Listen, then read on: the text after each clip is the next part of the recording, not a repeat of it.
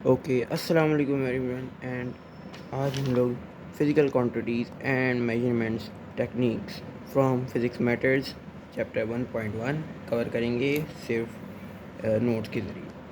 अच्छा, ये देखें, मैंने आप लिखा हुआ है 4000 is equals to 4 into 10 to the power 10 10 to the power 3 4 into 10 to the power cube is equals to 4000 4 into 10 to the power square is equals to 400 40 into the 10 to the power 1 is equals to 4 into 10 to the power 1 is to 40 0.4 किसके बराबर है 4 into 10 to the power -1।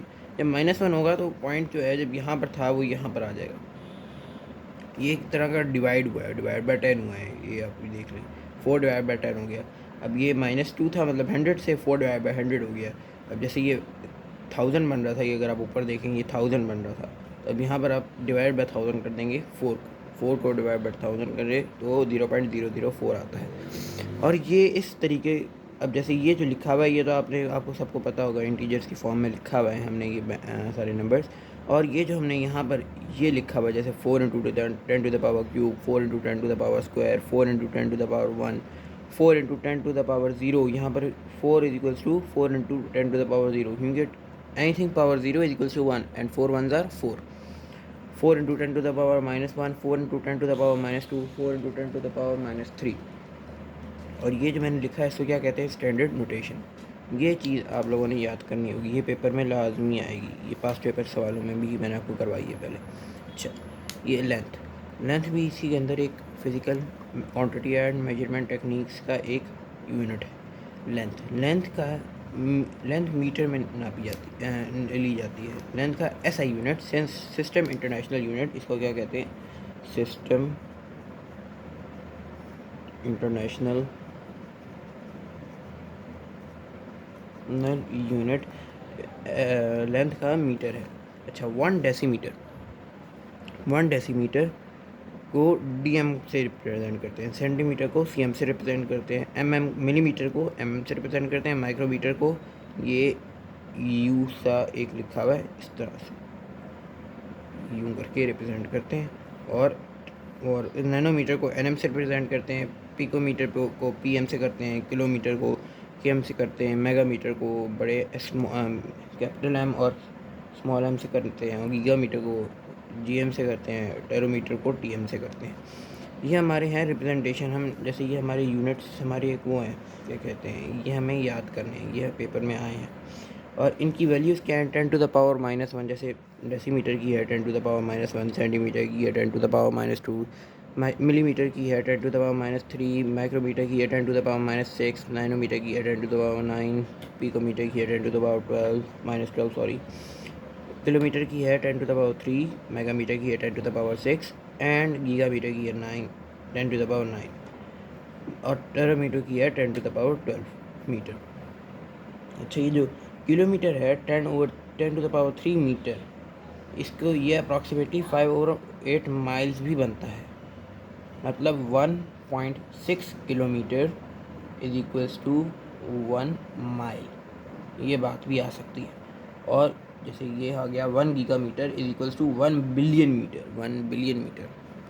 ये बात है, ठीक है। अब अगला एरिया हमारा छोटा सा यूनिट है। एरिया का यूनिट होता है एम स्क्वायर। जैसे अब हमारा हो गया स्क्वायर का एरिया क्या होता है, लेंथ स्क्वायर। अब जैसे हमारा रेक्टेंगल हो गया, उसका क्या होता है, लेंथ इंटू ब्रेथ। ट्राइंगल हो गया, उसका क्या होता है, 1/2 इंटू बेस इंटू हाइट। अब जो हमारा हो गया, क्या कहते हैं यहाँ, सर्कल, पाई आर स्क्वायर। इसी तरह हमारे पास बहुत सी और भी पॉलीगॉन्स हैं, या फिर जितनी मर्ज़ी आप शेप्स ले लें, सबको पॉलीगॉन्स कहते हैं। उन सब के एरिया निकालने के लिए अलग अलग एरिया का फार्मूला होता है। और उनके साथ अगर वो उनके साथ जो यूनिट दिया हुआ है, जैसे अगर वो कोई लेंथ सेंटीमीटर में दी हुई है, जैसे मैं कहूँ कि ये मैंने एक स्क्वायर बनाया और इसकी एक लेंथ ये 4 सेंटीमीटर है, तो 4 into 4 square is equals to area, ठीक है। तो 16 इज इक्वल्स टू एरिया। 16 अगर आप लिखेंगे तो आपके नंबर कट जाएंगे, तो आपको 16 सेंटीमीटर स्क्वायर लिखना होगा। जहाँ पर जो आपको यूनिट दिया आपको उसी के साथ स्क्वायर लगाना पड़ेगा। अब जैसे अगर यहाँ पर मीटर दिया होता तो मैं यहाँ पर मीटर लगाता, मीटर स्क्वायर लगाता। अब देखिए ये वॉल्यूम है, वॉल्यूम का क्या फार्मूला है, वॉल्यूम के सबसे अलग फार्मूला है। जैसे क्यूबिट का क्या फार्मूला होता है, ये देखें, ये क्यूबिट अगर मैं बना दूँ, वॉल्यूम क्या होता है, ये मैंने अगर क्यूबिड बनाया है एक आसान तरीके से, ये देखें, तो क्यूबिड बनाया, उसके बाद हमें क्या करना है, जैसे ये लेंथ और ये लेंथ, ये जब हम आपस में मल्टीप्लाई करेंगे तो हमारे पास वॉल्यूम निकल आएगा। इसको क्या कहते हैं हम, L cube is equals to volume. ये सिर्फ क्यूबिड के लिए, क्यूब के लिए सॉरी। अब क्यूबिड जब हम बनाते हैं, जैसे ये हो गया, ये हो गया, ये हो गया, ये हो गया, ये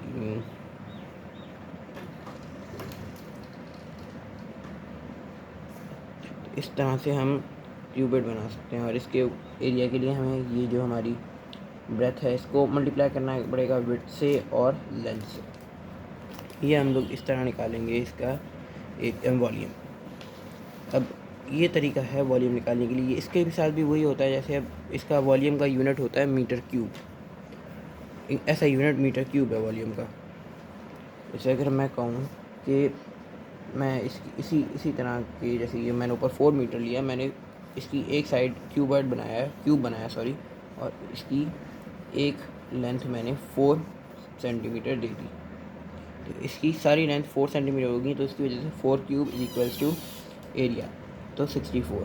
तो इसका मतलब हमारा इसका क्यूब जो हो जाएगा वो 64 सेंटीमीटर क्यूब हो जाएगा, क्योंकि इसकी जैसा जो यूनिट दिया हुआ था वो सेंटीमीटर दिया था। अगर मीटर होता तो मैं इसको मीटर क्यूब लिख सकता था। और इसी तरह ये किसी भी आप शेप के साथ, जैसे आप ले लें कोई भी और शेप ले सकते हैं आप, मसलन आप क्यूबॉइड ले लें। जैसे क्यूबॉइड का ये हो गया, जैसे अगर लिखा है कहीं 6 × 10 × 8, जैसे मैं कहूँ ये 10 है, ये 6 है और ये 8 है। अगर ये मैं कहूँ तो 6 × 10 × 8 60 × 8। अब 60 × 8 क्या आता है, ये आप मल्टीप्लाई कर लें। 60 मल्टीप्लाई बाई 8, 8 0 0, 8 6 48, 480 सेंटीमीटर क्यूब आपका। अगर मैं इस इन वैल्यूज़ के हिसाब से हमारा 480 सेंटीमीटर क्यूब हमारे पास हमारा वॉल्यूम बन गया क्यूबिड का। ये तरीका है हमने आज सीख लिया है ड्यूरिंग नोट्स। पास्ट पेपर हमने पहले कर लिए थे, तो आज हमने chapter 1.1 physical quantities and measurement techniques को नोट्स के ज़रिए कवर अप कर लिया, और आज हमारा ये पूरा चैप्टर हो गया है। Thank you for watching the video and don't forget to subscribe and like the video.